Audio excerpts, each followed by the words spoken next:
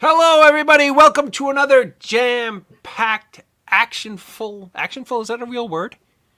Action-packed, jam-packed, a whole bunch of packed edition of the end of the night. I am so happy to be back.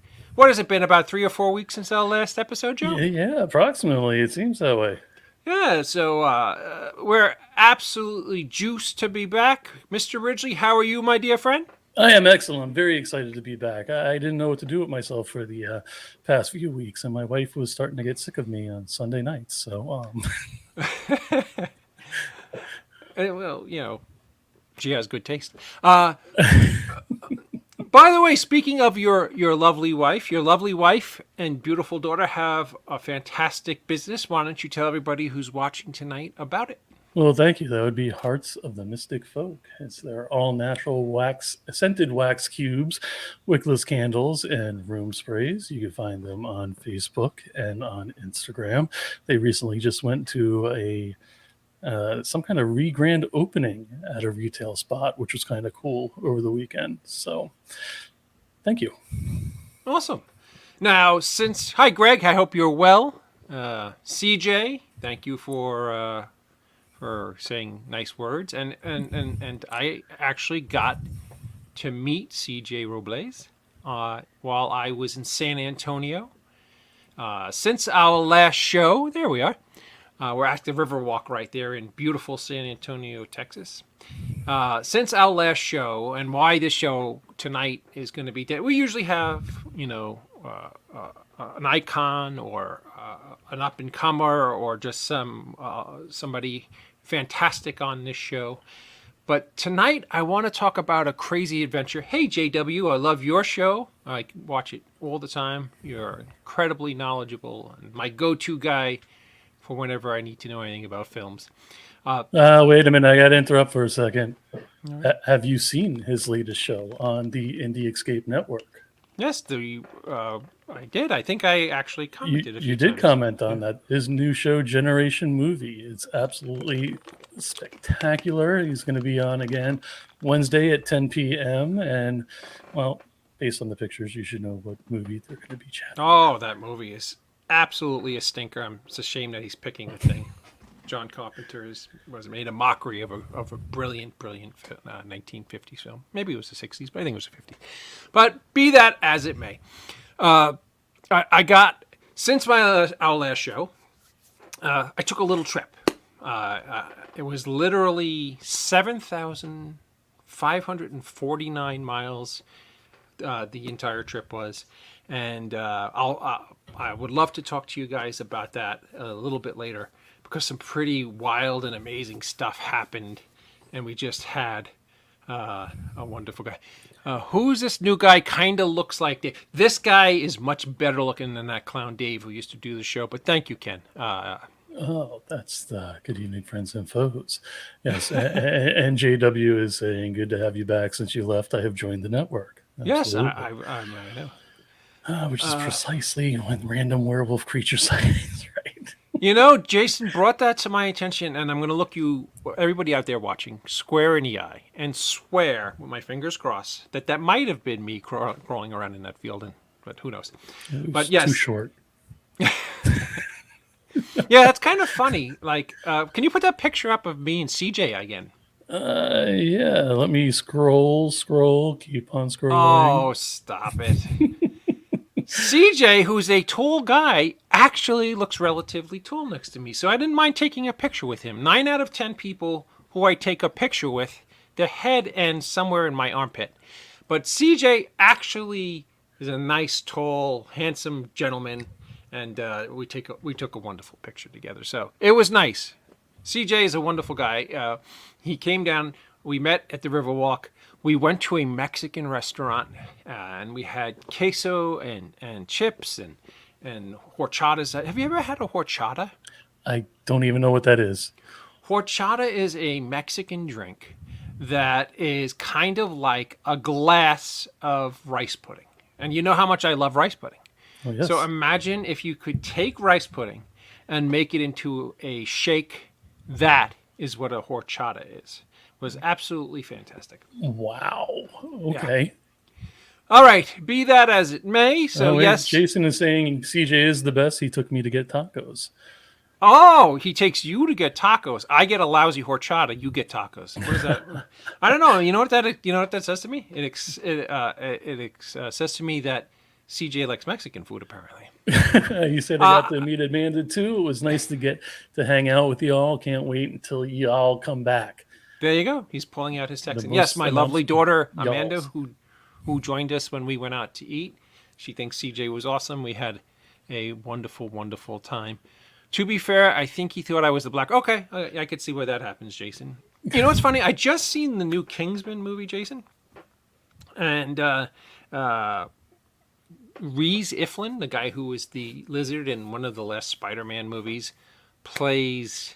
Did you see the movie? I'm having a brain fart. Kingsman, he plays the big Russian monk, the bad guy. Yeah, I know what you're talking. That was the prequel to the Kingsman. Rasputin, yes. Thank you, Jason. And as I was watching that movie, I kept going to my phone. I finally got a smartphone. After all of these years, I finally got a smartphone. And I was watching the movie with my wife, and I kept flicking onto Jason's Facebook page to go, look, Elle, I know Rasputin. I literally know him. He's a great guy. He's a pal of mine. You are a dead ringer for Rhys Iflin in The Kingsman. And it was actually a pretty good movie. You know, it's funny. It was nothing like the other Kingsman movies, but it was a lot of fun. All right. I've got a small announcement, if I may. Wait, hold on a second. Oh, okay. I apologize. No. Ladies and gentlemen, Joe Risley with a small announcement. Well played, sir. Well played. You're very welcome. So anyway, as you guys, some of you guys know that I was on Terry Gerald's film set, which I had a freaking blast. It was that's really awesome. cool. That was down in Florida, correct? I was down in Florida, and then John Dugan. John Dugan. The guy is a trip, good friend, and everything. It was the first time I was on a movie set, actually, and it was cool just to observe what's going on. And this new technology is freaking phenomenal. But I got to hang out with the cast and crew, and then they asked me to moderate their panel at Phantasm. Oh, sweet. Right, in August. So anybody in the Orlando area, make sure you come on down. It's going to be Saturday, August 20th at noon, and it's going to be a lot of fun. That is awesome. Congratulations. Terry is a wonderful, wonderful guy. And is Terry directing this one? Yeah, writer and director. Congratulations, Terry. I can't wait to see it. I know you're extraordinarily talented, and the movie's going to be epic if you're involved with it in any way. With that being said, the end of the night is not the end of the night unless we bring our beloved Grunkle Scott aboard. Ladies and gentlemen, an icon of Kevin Smith films. Just a great guy, and starring in the upcoming film Clerks 3. Oh, wait. Before I bring Grunkle Scott on, did you see our dear friend Dan's trailer for the new Monsters movie? I did. He steals the fucking trailer, man. He does. What now? He's going to steal that movie, man. I'm telling you. Dan, if you're watching tonight, because I know you watch our show all the time, you're always welcome to come on, as you know. You've been on several times. But Dan, if you are watching, everybody here at the Indie Escape Network and at the end of the night, thank you, rock, and we can't wait to see you as Grandpa Munster. Yeah, everybody go back to the YouTube link. I posted it recently and tagged everybody. Great interview. You know what's so funny? I think we're the very first show that he unleashed how he was going to perform Grandpa, which is pretty epic. So, Daniel Roebuck is Grandpa in the new Monsters movie.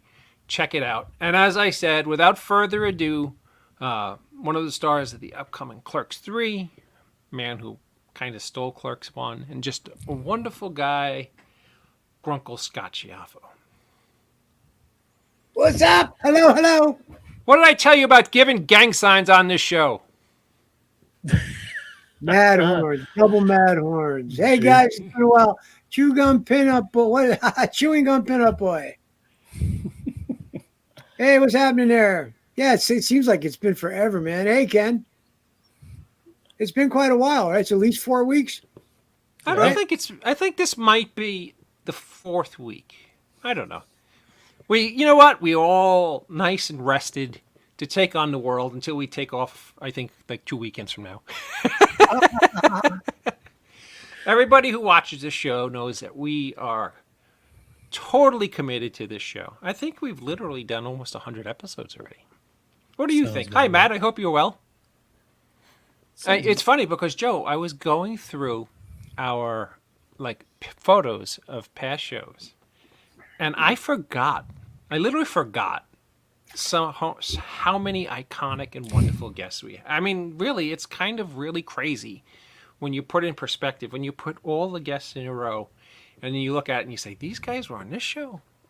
What the hell were they thinking? And sometimes 2 in one night. Sometimes 2 and 3 in one night. It was Yeah. kind of back in the beginning.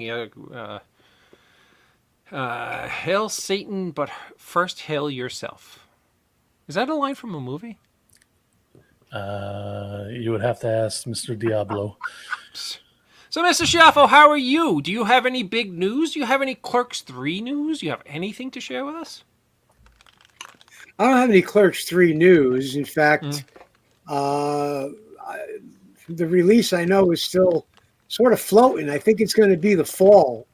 But I can't say that I have. I mean, I spoke with some people at Lionsgate, and if they're reaching out to somebody like me, that they're trying to do a real thorough job with promoting. So that was exciting. But Nice. I don't have a release date. But, it's going to be wacky. That I can tell you. How about a trailer release date? Again, out of my wheelhouse, I'm on a need-to-know basis, basically. All right. Well, one cool thing I did see recently was this. Oh. So that's awesome. Scott's going to be down here in Florida in February. So all you Florida cats, make sure to see him at Oh, can I announce my very first post-COVID appearance? You have a show card that I can put up? I didn't make. They didn't put it up yet, but it's actually. I can make it, but it won't be the official one that they put up. But both Brian and Holleran and I will be at Big Apple Comic-Con this September, Nice. which is in New York, and that's. I don't know. I don't. If you're on Big Apple Comic-Con's page, the dates will show you when they are. So I don't remember what the hell the dates Is are. that in Manhattan or? Oh yeah, it's right in the heart of Manhattan, across the street from Madison Square Garden, and it's one of the. I think it's the second biggest con in New York City, other than what's the other Comic-Con? Just called Comic-Con. I don't know. But yes, it's going to be my first post-COVID show. It's the first one my life is allowing me to go in a post-COVID world. I actually want to apologize to all the shows who wanted me over the last 2 years. But I wasn't allowed to go. The boss said no. But I'm allowed to go now, so that's going to be fun. There's going to be an all-star group going to be out with us then. So come out and see us in September. With that being said, gentlemen, a little less than a week ago, I returned from over a 7,000-mile journey.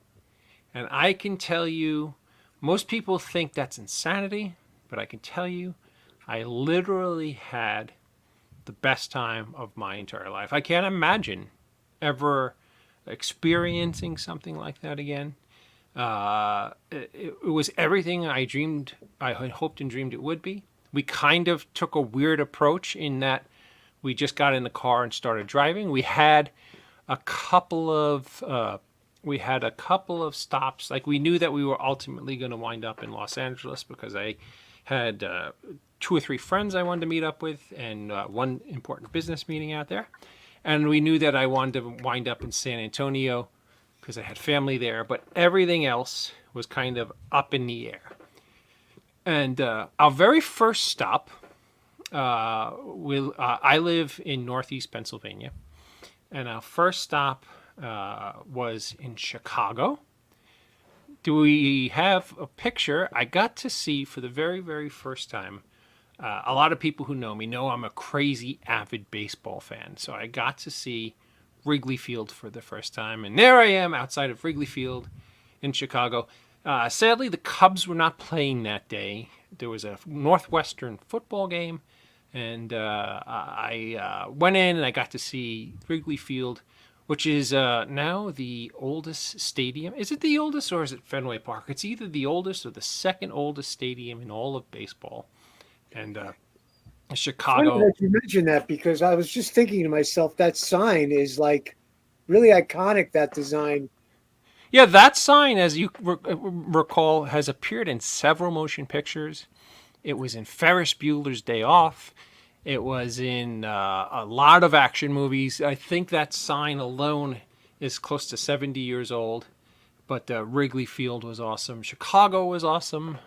Spent a lovely time in South Chicago, and just had a really wonderful day there. We didn't spend a lot of time in Chicago, but we got to see a lot of the sights that I wanted to see. But then the very next stop on our journey was something I always dreamt of going to. It was probably one of my top 3 favorite films of all time. The Field of Dreams is actually a real place. It's in Dyersville, Iowa. It's where they shot the entire movie Field of Dreams with Kevin Costner and the late Ray Liotta. I thought it was really weird, Joe, that I got to visit the Field of Dreams and the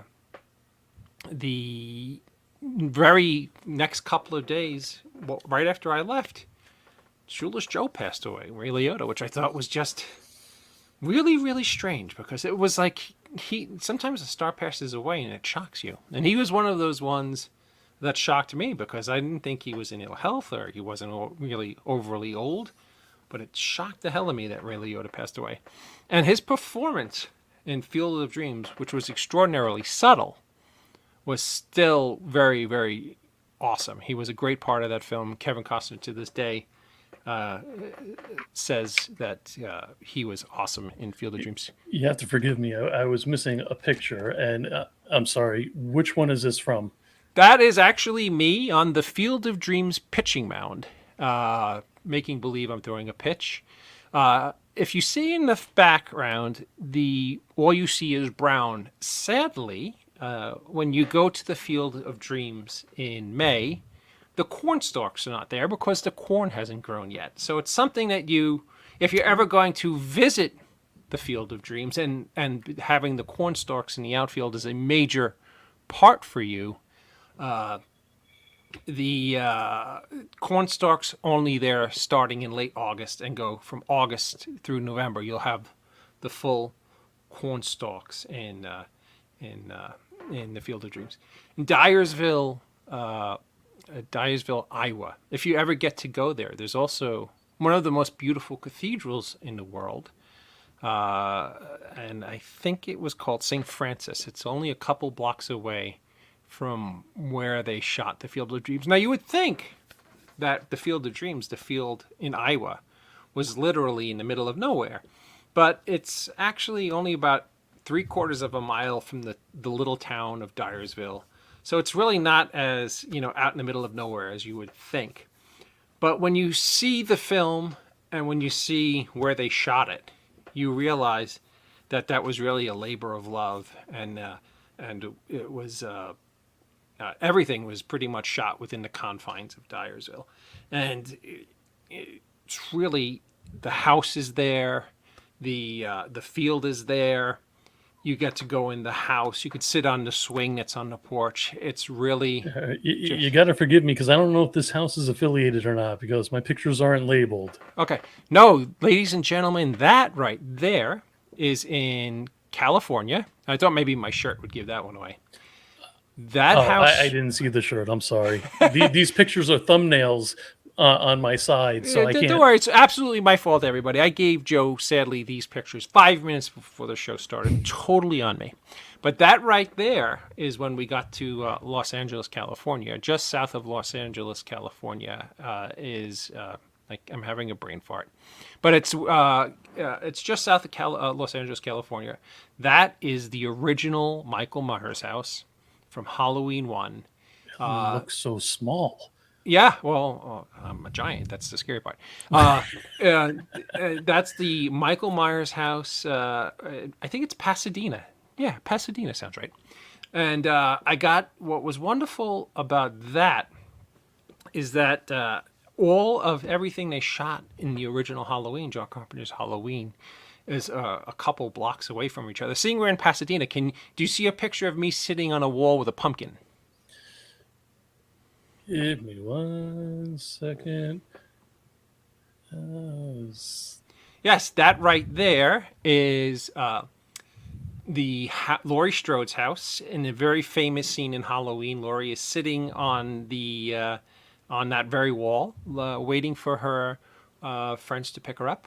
And if you follow the walkway, the 2 steps up and a walkway to the door, right on the top step in front of the door is a little basket. In that little basket, the homeowner has pictures from the original Halloween and leaves that fake pumpkin there for the thousands and thousands of fans who come to her house every year to take that same stupid picture that I did. To sit on the wall like a moron, like Laurie Strode. But they leave the pumpkin there so that people can have it for a prop, which I thought was super duper cool. Absolutely. And while we're in California, there's a picture that looks like me. I'm standing on the top of stairs, and okay, there you go. Now, this is a question I asked a lot of people when I was visiting movie locations while I was out there. I put this photo up, and I asked people, "Can you tell me what movie set I'm on and where I am?" And nobody got it. I was actually a little shocked. But this one, right here, which is in the heart of Los Angeles, is now a sneaker store. A lot of people thought it was the stairway from the Titanic, but it's not. The stairway from the Titanic was actually a set. This right here used to be a nightclub in the 1980s. And those stairs right there are from the iconic scene in Fright Night, when Jerry Dandridge comes down and seduces Amy, Amanda Burse, and they dance on the dance floor. And then Jerry Dandridge, Chris Sarandon, vamps out, and he picks up the bouncer by the neck, throws him across the dance floor. Everybody freaks out and starts running up that flight of stairs, as you remember, in both directions. It's really a really cool scene in Fright Night. So yeah, now it's a sneaker store, but it was a dance club in the 80s back then. Oh, thank you, CJ. Very cool. What was obscure, Luciana? That Fright Night reference, or just me? Am I obscure? Well, I'd say, how did you know that you had to have an inside?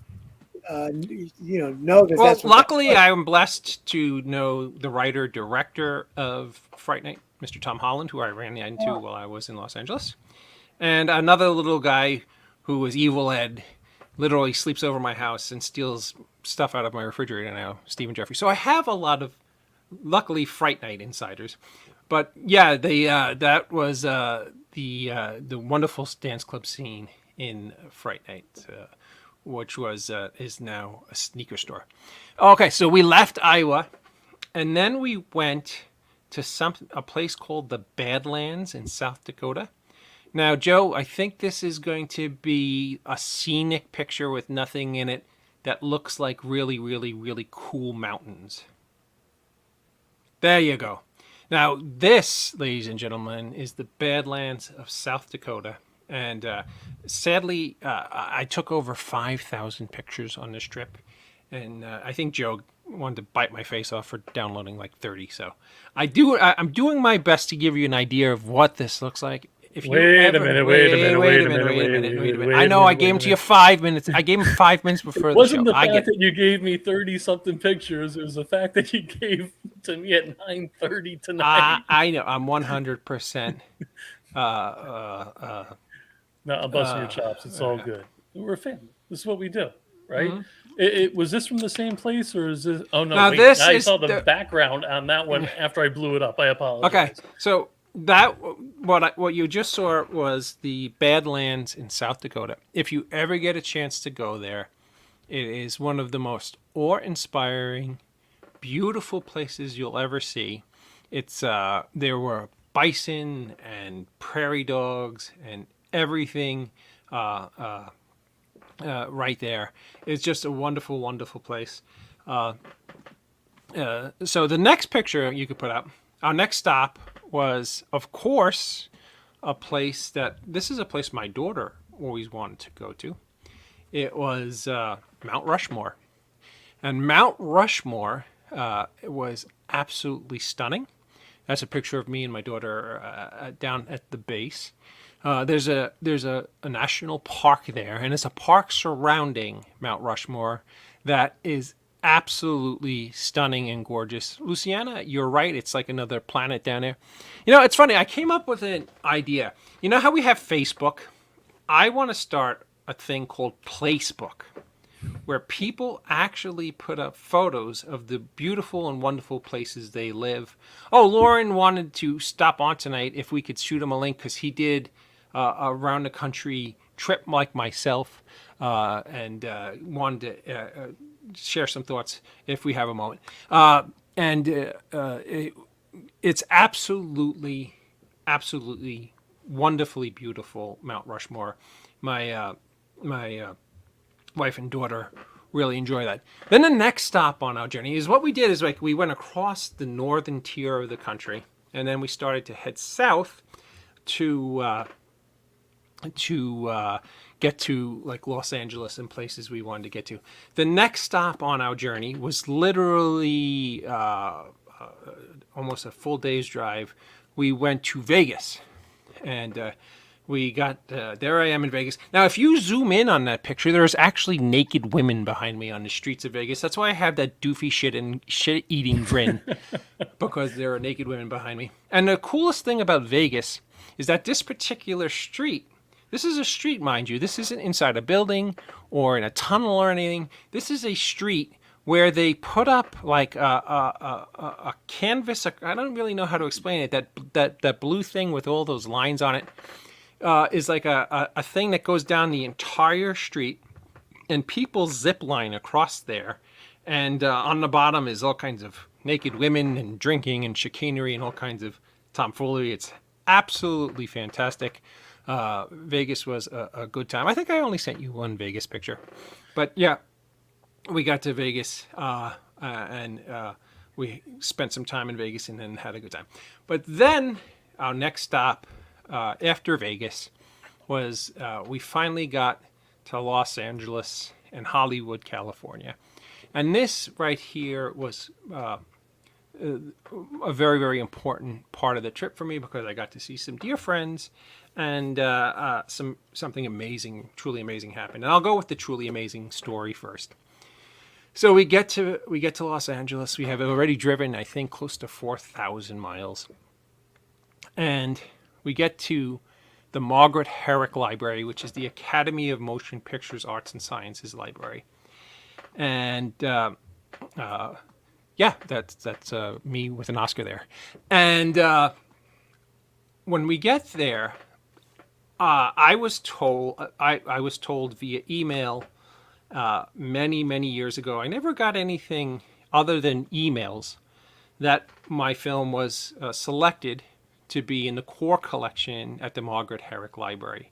So I was always never really sure if that was something that happened or if it was somebody pulling my chain or some kind of bullshit, because it's an extraordinary honor to literally get put in the core collection. Very, very small amount of films get put there.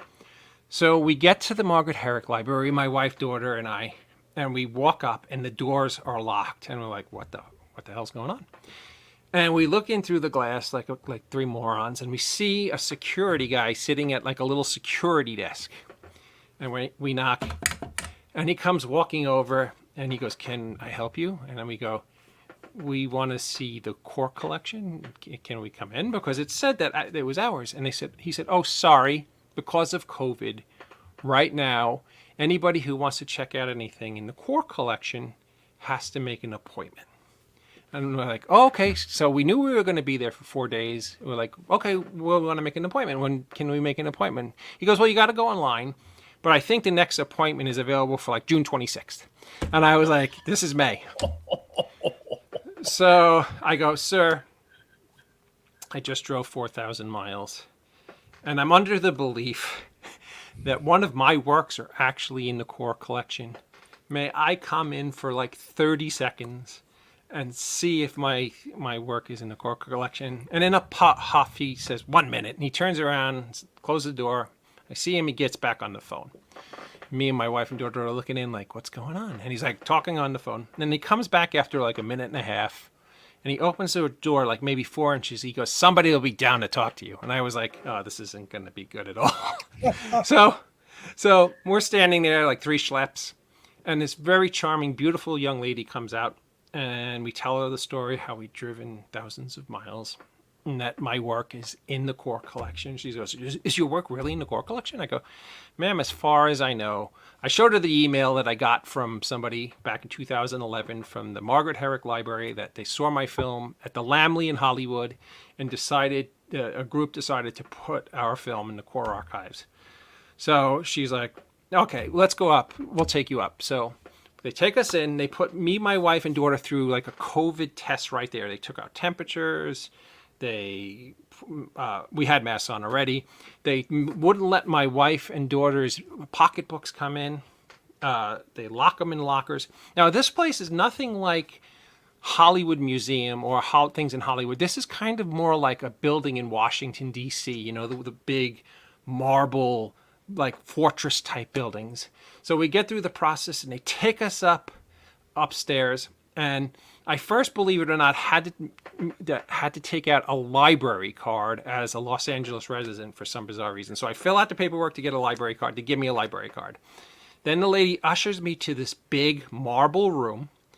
And in this big marble room is a big marble desk with 3 people behind it. Now, inside of this marble room is a whole bunch of film students and very scholarly people looking at the manuscripts and things, because it's literally a place for future filmmakers and current filmmakers to learn and to read other scripts, and it's a place, you know, for higher knowledge. So I get up to this table, and the woman behind us there, and she hands me a little piece of paper, and it just says title and author. So I write under title, Mr. Hush, author David Lee Madison. Now she takes the paper and she goes back to a hidden location where the core archives are. And I'm standing there for like 2.5 minutes, literally like, God, this is going to embarrass the shit out of me. For my wife and daughter are going to laugh at me. This little lady who works here, who was kind enough to let me in, is going to bust a gut and laugh at me. I thought that she was going to come back and say, hey, did you spell the title wrong, or did you spell the author wrong? And you know, I was like, literally, like, it was like the longest 2 minutes ever. But I see her, she comes out of the back of the room. She has a manila envelope. And she comes up to me, opens up the manila envelope, and pulls out a gold bonded book that is my fucking script for Mr. Hush. It says Mr. Hush on the spine, the licensed company, the year that it was submitted, and on the back, if you go back to the other page, the one you just showed, on that back of the book, it says AMPAS. Well, actually, I guess it's the front of the book. On the front of the book, it says AMPAS, the Academy of Motion Pictures, Arts and Sciences, stamp right there. Now, I think I sent you a picture of the first page, Joe. If you look on the first page of the script, it is stamped by the Academy of Motion Pictures, Arts and Sciences Core Collection. It was hand numbered. And guys, she handed this to me. I opened up the first page and I started weeping like a bitch. I couldn't believe that this was literally in the most prestigious film museum archive in the history of filmmaking. And I always thought that somebody was pulling my leg or it was bullshit. And when I got there, I was going to be laughed at and mocked. But oddly enough, back when they chose to put it into this very rare archive, the curator said, Mr. Hush was the very, very first contemporary reinvention of 80s horror movies, meaning it was an 80s horror movie, but re-visualized in a contemporary setting. Instead of being an 80s horror movie made in 2012, it's what an 80s horror movie would be like if it was made in 2012, if that makes any kind of sense. Meaning, one is a loving parody, and one is a contemporary reinvention. And that's why they chose to put it in to such a prestigious library. And they forbid anybody to take pictures or anything of the information in there. But because I was the rights holder, and because they saw I was there with my wife and daughter, and I was sobbing like a big old bitch, they allowed me to take a handful of pictures with the Academy bound copy of Mr. Hush, and that was an extraordinarily touching moment. And if I never ever do anything again in film or in any kind of entertainment realm, I'm perfectly fine with that, because this schmuck right here's work, is in the Academy of Motion Pictures Arts and Sciences core collection, and nobody can ever take that away. And I'm very, very proud of that. So it was very, very, very exciting moment. And I'm not looking for applause, John. No, Scott, I I'm really agree. not. No, I'm really agreeing with you. That's amazing. I That's really, That's outstanding, really. it really blew my mind. I always thought that with the number of films, because I did some research on what the honor entails. I did some research, and with the number of films that they choose to put into the core archives every year, the fact that they chose one of my films just flabbergasted me. So that was, I guess, maybe one of you get to spend time with your family in beautiful parts throughout the country, but to then go, with the two people you love the most, your wife and daughter, into a place like that, and then get to see them pull your work out of an Academy core archive in the middle of Hollywood. Was just just that spine alone. yeah, it was really, it was almost too much for me to bear, and it was. And that they were very seal kind. or stamp. Yeah. Yes, it's just like it just was enough to set me over the edge. And if anybody ever from the Academy of Motion Pictures Arts, the Margaret Herrick Library in Hollywood, California, ever watches this, I want to thank you profoundly for letting me in and for allowing me and my wife and daughter to have that moment and to take some photographs. It profoundly changed me forever, because it was just so Tim thinks you have a great shirt, by the way, Scott. Then after we had our lovely time at the Margaret Herrick Library in Hollywood, California, I had lunch with a show friend, and it's a picture of us outside of a donut shop, Joe, because I know I didn't get to share. It might be towards the last group of photos I sent you. Yes, there I am with the lovely and talented Ray Abruzzo from Sopranos and Dynasty and Night Court. His list of acting credits go on and on. My wife, daughter, and I got to meet Ray at a donut shop and have kind of like a snacky lunch together. We spent a good part of the day together. We had a wonderful time. Ray's a wonderful human being. And here's another really lovely story. My daughter is an enormous fan of a show on the Disney Channel called The Owl House. It's a new show on the Disney Channel. And Ray's girlfriend is the star of that show. And Ray actually had the lovely and charming actress call my daughter on a video call the next day, because she was out filming something. She was not in Hollywood at the time. And that was just very, very lovely and kind of Ray. And it was just a wonderful time. Have I talked too much, Scott? I mean, it seems like I haven't let you get a word in edgewise. I apologize. I'm excited about the trip. Well, no, yeah, listen, the shirt quickly is a band called The Lucid. They're pretty awesome. I'll say something later. But no, this is your time to tell us about the trip. I'm engrossed. Don't feel bad. I'll go a little plug for the boys. Yeah, that's, the Mr. Hush. That's an amazing story. My head is spinning on that. I mean, that's. No, it really, really absolutely blew my mind that a silly little B-horror movie that I made with some friends up in Northeast Pennsylvania is now enshrined in the most prestigious Hollywood museum core collection in the world. So I thought that was pretty awesome, and I have no idea. I have no idea. I'm humbled, and I'm a buffoon, and I don't think I deserve it at all. But the fact that they chose to, and it's there, really makes me happy. So we got to hang out with Ray Abruzzo. We had lunch. It was fantastic, and then the next day, was when everything went downhill. The next day, some clown that I know bothered me and reached out to me and like literally physically forced me into going to dinner with her. Her family's awesome. You had to ruin my trip. There we are in a beautiful restaurant in Hollywood, California. I'm being accosted by none other than the evil Tiffany Shepis. And but all kidding, there we are. And I have the man, the myth, the legend T-shirt on just to make her happy. And we had a absolutely, all kidding aside, we had a fabulous, fabulous time. We had dinner together, and I'm not going to spoil this, but Tiffany shared something with me that she landed a generational, life-altering role for herself that we will find out about, I think, this September. And I'm not kidding. This is the stuff of legend kind of role. I'm extraordinarily proud of her. I'm super, super happy that she got this role.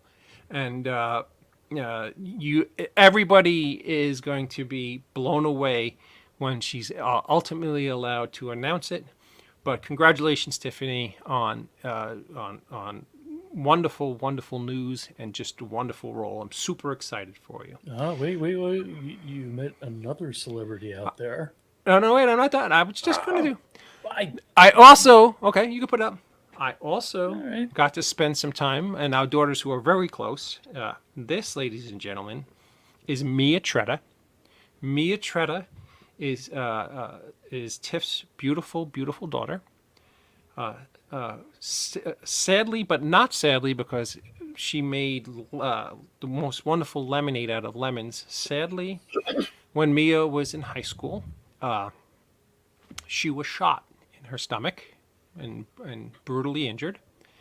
And sadly, two of her closest friends who were standing right next to her were shot and murdered. And Mia, to this day, is a champion of anti-gun violence and has actually addressed the entire country from the steps of the White House with both President Joe Biden and the Vice President Harris standing right beside her. And as she was on Good Morning America yesterday, she's an advocate, a true hero, a true social icon of trying to stop gun violence. And we'll be blessed to one day have Mia on our show here. But I was absolutely honored and humbled to actually. Last time I spent some time with Mia, she I think was like 5 or 6 years old, and Tiff and I did a convention together in Pittsburgh. And I knew that Tiff had a young daughter, so I brought her out like a My Little Pony, because I knew she liked My Little Pony school bag. And when I seen her now, she's 18, I said, "Do you remember me? I'm the guy who gave you the My Little Pony school bag." And she looked me dead in the eye and said, "No, I don't." And I was like, okay. So, yeah, Mia is a true champion of social justice, somebody I totally am honored to know. And there's actually a shot that Mia will be joining my beautiful daughter at the same college up in Massachusetts, where they will do wonderful things together. I hope that happens, because they're both pretty dynamic young people who will one day change the world for sure. So yeah, we got another thing I got to see was really cool was the Planetarium. I'm having a brain fart. Is there a picture of me next to a bust of James Dean? Did I give you that one? I believe you did, and boom. Yes, this is the big planetarium up on the Hollywood Hill. Right behind this statue is the planetarium. I'm having a brain fart on what the hell it was called. But so many movies were shot at this planetarium, including the wonderful scenes of Rebel Without a Cause with James Dean. I had to take a picture, of course, with my doppelganger. I always thought James Dean was a slightly uglier version of me, but it was absolutely wonderful to get to see all these wonderful Hollywood historic landmarks. I got to go on Hollywood Boulevard and see like Bing Crosby's Rebel Without a Cause, right? But with JW, do you know the name of the actual planetarium? I'm having a total a boomerang it was on. Okay, he's telling us some of the places that movie that planetarium was in. Having a total brain fart of what the name of the planetarium was, but yeah, Rebel Without a Cause. If you haven't seen Rebel Without a Cause, absolutely, yeah, it's a bold statement, but let's be honest, it's true. So everybody, the guys on 90210, the original series, they all styled their hair after Dave, not James Dean. I saw my 1986 movie, The End of the Night, oddly enough, when I had this hair. It hasn't changed in 40 years. It's pretty amazing. Yes, no. Griffith Observatory. Thank you, Ken. The Griffith Observatory. Absolutely cool. Now, from this point forward, because I don't really remember what photos I sent, if you put up a photo, I will just talk about it so that I could get on with this show. And poor Scott looks like he's getting bored as hell, actually. The only man taller than Dave. This is Blue Earth, Minnesota, and that's not the Green Giant's ball sack that you see on the bottom. That thing that you think is his ball sack is all 6'7" of me going up to his ankle. They have in Blue Earth, Minnesota. We were driving by the Green Giant factory out there, and for some bizarre reason, I had to stop and take a picture with the Green Giant. I have no idea why I did that, but I did. Scroll. This is still a cool picture. You didn't really... Now, this is actually a photograph of me in the Academy of Motion Pictures Arts and Sciences Museum with an Oscar. I just thought it would be kind of cool to take a photo with it. Something I will never achieve, but I'm happy enough just to have my work housed in their building. It's more than enough. I was going to ask you, that's the same building? That one is, yeah. Wow. And apparently Dave wanted to phone home with his new smartphone. Now, this is actually the Academy of Motion Pictures Arts and Sciences Museum. This is a different building than the Margaret Herrick Library that my work is in, but they are associated with each other. One is a learning center and where filmmakers and historians go. That's where my script is. This is like where they put cool movie props and such. This right here, ladies and gentlemen, is the original E.T. Hey, you have a few from there. You just want me to go through them Sure. quickly? Yeah. All right. This here, ladies and gentlemen, is the original R2-D2. When you see it up close, it's actually really cool, but not as high tech and as cool as you would think it is. But it's actually really cool. This is C-3PO. Everybody, they're standing right next to each other at the museum. This is the Gill Man from, what was it called? The Shape of Water? Is that the right word? I think the movie that won the Oscar, Guillermo del Toro's movie. That's the actual the suit that the actor wore in The Shape of Water. Actually looks very similar to the guy from Hellboy. Abe Sapien, right? Abe Sapien, yeah. Now, this is, of course, the outfit wore from Wakanda in the Black Panther. This is the original Edward Scissorhands costume, which I think is pretty cool, that Johnny Depp wore in Edward Scissorhands.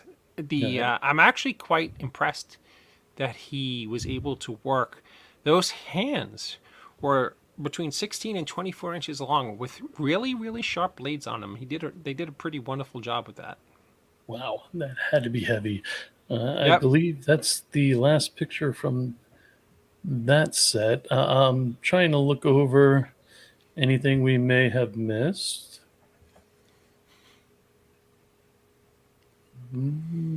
I know I gave you a couple from Roswell, New Mexico. Now, this town we hit on the way back from Los Angeles. And Roswell, New Mexico was absolutely trippy. Everything in the town, from the stoplights, the Dunkin' Donuts, to the local businesses, have aliens related. If you see that's an alien on top of the Roadrunner, even if you look inside the store window, you see Yoda to the left and a whole bunch of aliens. They really, really embrace everything that's alien related in Roswell, New Mexico. Is pretty epic. I'm thinking that is about... You have a Grand Canyon one? I'm sorry? Grand Canyon by any chance? I'm looking. I may have not loaded it by accident. No worries.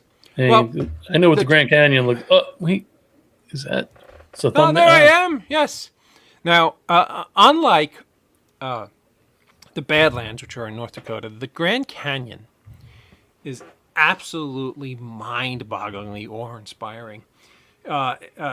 You don't realize how unbelievably colorful it is. Believe it or not, the rock formations and the grass and the trees around it was absolutely stunning and just mind-bogglingly beautiful. Well, yes, the color definitely pops against your pale legs. Well, thank you. It's very kind of you to point out. And it was absolutely stunning. And we stopped at the Grand Canyon on the way home. We stopped at Flagstaff, Arizona. We then went to San Antonio, where I met CJ and spent several days on the Riverwalk. It was absolutely stunning. On the way home, we hit New Orleans. We hit, oh gosh, we hit some. We don't have any New Orleans pictures? You started yelling at me for sending you pictures. We hit New Orleans. We hit Chattanooga, Tennessee. Are we doing a part 2 of this? We actually got to stay in the Walton's house in West Virginia, which was pretty freaking epic. Your favorite show. Absolutely. And ultimately got home after over 7,500 miles and a lifetime of memories. And of course, I decided to do this at a time when the average price of gas was $7 a gallon, especially in the West. But so you could have bought a condo in Florida, basically. Yeah, I could have. Yeah, I could have bought another car with what I just spent on gas on this trip. I will tell you, it was absolutely mind blowing. And I know this show was kind of self-serving. I didn't really mean it to be. I just thought it would be kind of fun to share what was just a once in a lifetime trip that I will never ever be able to replicate again. But it was absolutely historically fun. I got to hang out with some amazing people. I ran into in California Tom Churchill, Tom Holland. I spent a few minutes with John Landis. I had dinner with Tiffany Shepis and Ray Abruzzo. It was just absolutely a fantastic time. I got to see Bing Crosby's star on the Walk of Fame and Nat King Cole's. And see, that should have been one of the first pictures you sent. Bing Crosby's star, because we know how much of a fan you are. And then, well, that's true.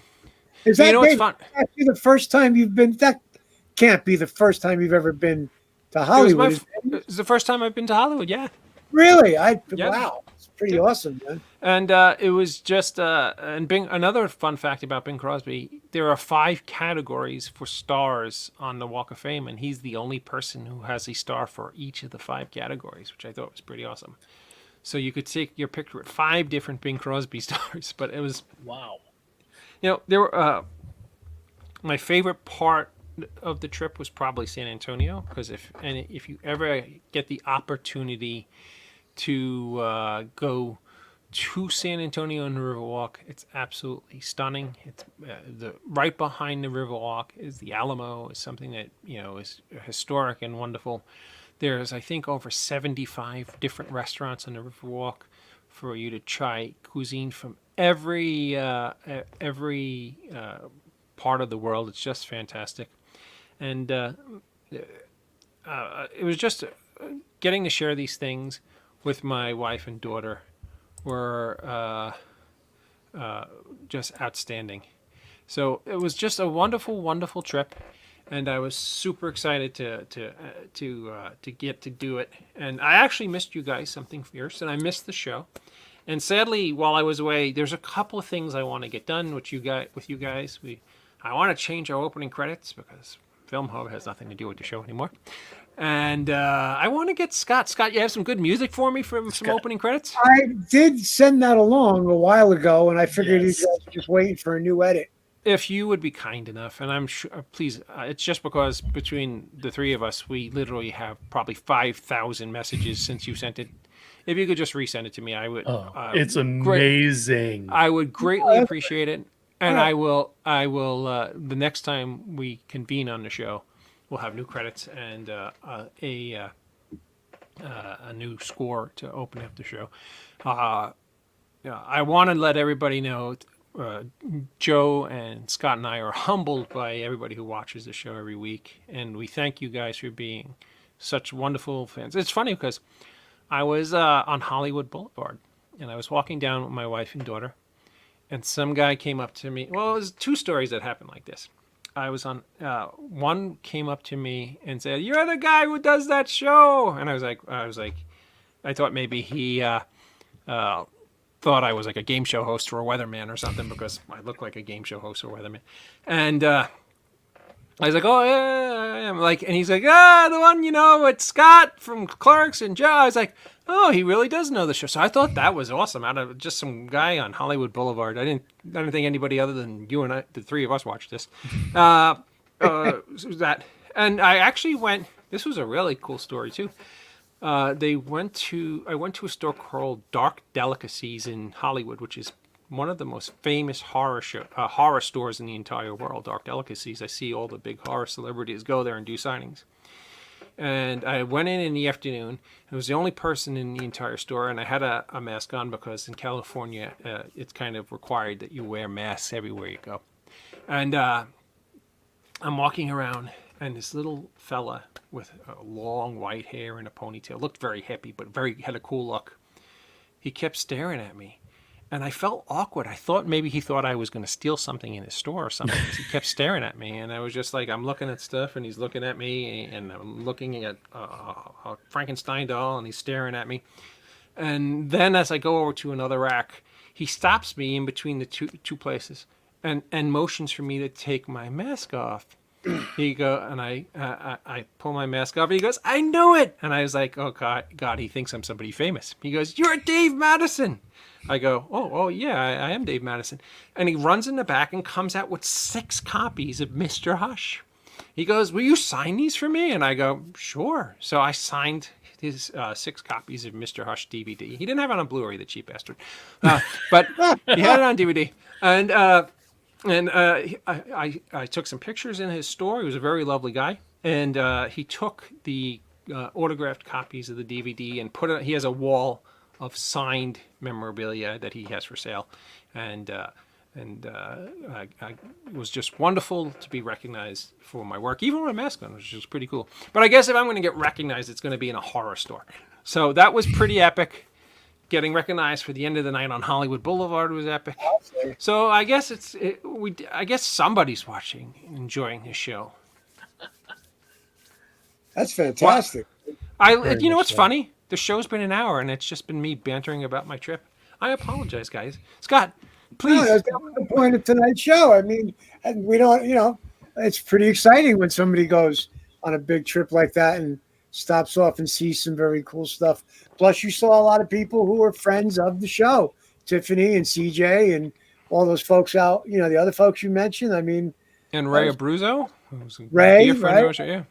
I don't want to forget anybody, but there's so many of them. I mean, and I don't know. It's been a while since we've been on, and I don't recall.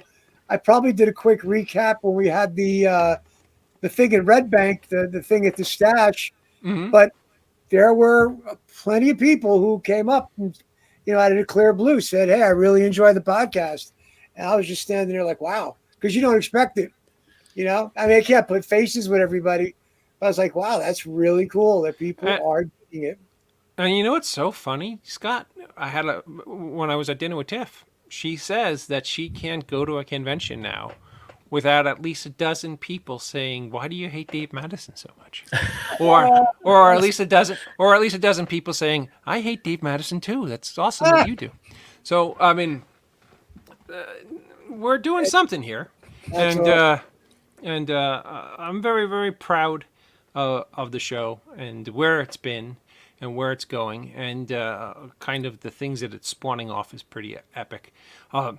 I also, since we've been away, I got an enormous project that I'm working on in New York City. I started yesterday, and I will be going back on Tuesday, and I will have pictures at our next show because it's so unbelievable that anything I say is not going to be worthy of until I show you what the hell is going on.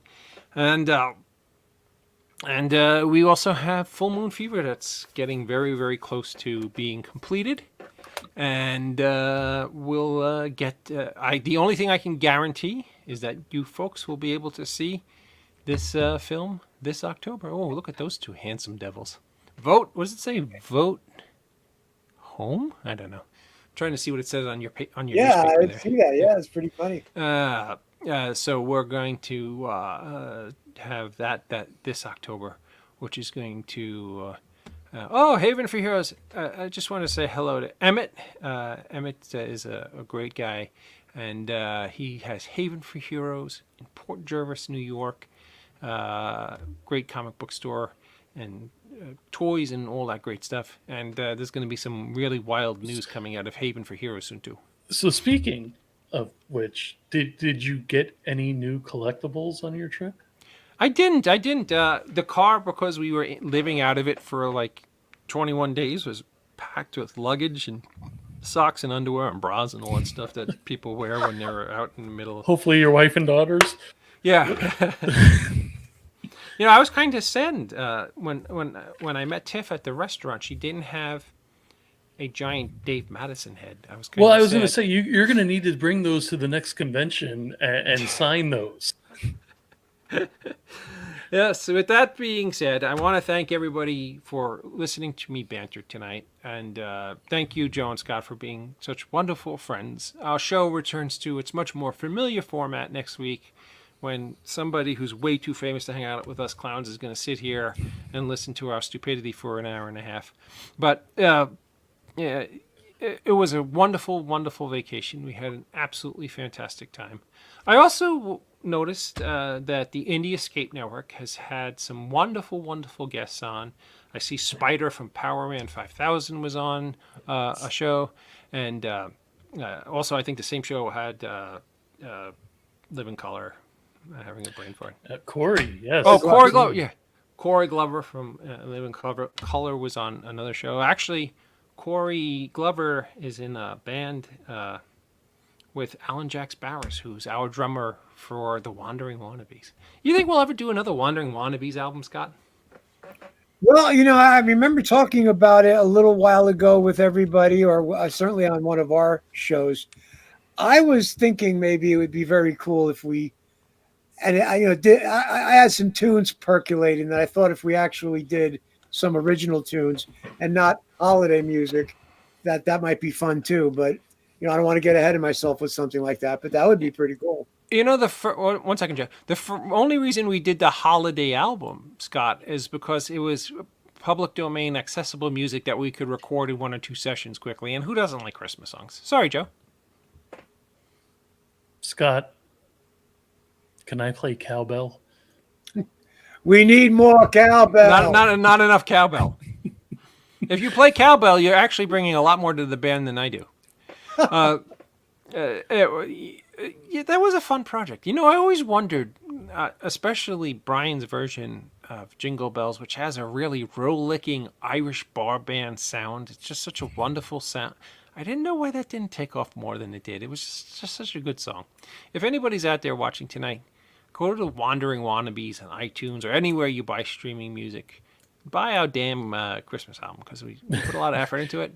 And it's, Grammy Award winner Joe Ferry's on bass. Scott is on multiple instruments. Brian is the lead singer, Brian O'Halloran from Clerks. Alan Jax Bowers, who plays, only with Jimmy Buffett, is a drummer. So, it's definitely a Now, wait a minute, what'd you do? I put the whole thing together. But you mentioned everybody else, but you didn't say what you did. I actually, I sang a song, but it didn't make the album. And I sang background vocals on all the songs, and I think we trade off lead vocals on one of them. I think on "We Wish You a Merry Christmas." We all kind of have our own little segment there, which is that's cool. true, right? Yeah. Right. So, other than putting the whole thing together, which isn't enough for you, Mr. Ridgely, I did nothing. That's not what I was referring to. You. No, I know. I I play the harmonica, and the harmonica is not really a big Christmas album instrument.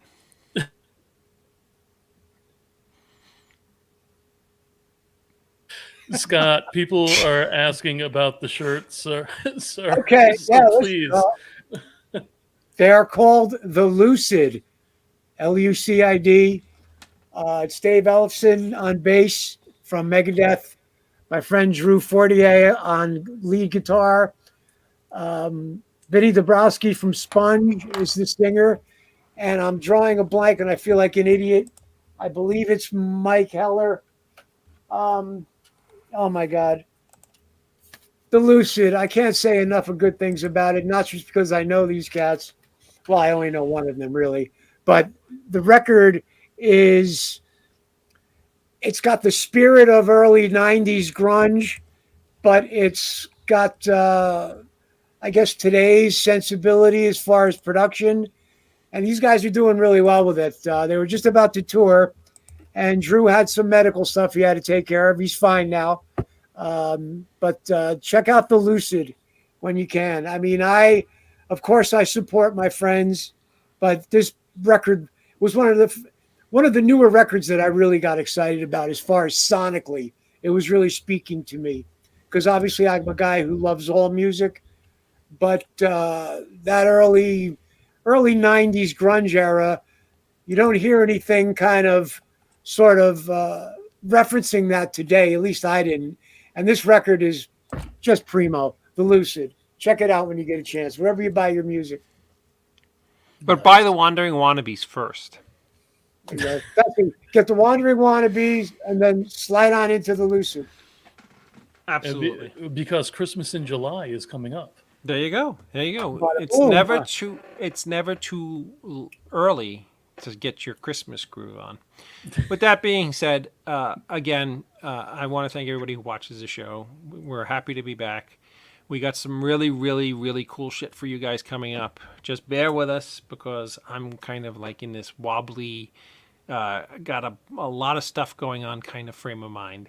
But it's all good. It's all fun. And we're going to have a great party together. My birthday show is going to be in August.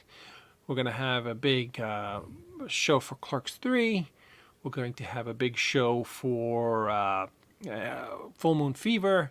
We're going to continue to have you guys on, our friends and filmmakers. This community is all about supporting each other, being kind to one another. And with that being said, Scott, do you have anything you want to say in parting? Just, I missed everybody, and I want to thank you all for your support because you folks have been amazing on my socials, whether it's Facebook, Instagram, occasionally Twitter. I'm terrible at Twitter, but everybody has been wonderful with my posts and follow along, and that means the world to me.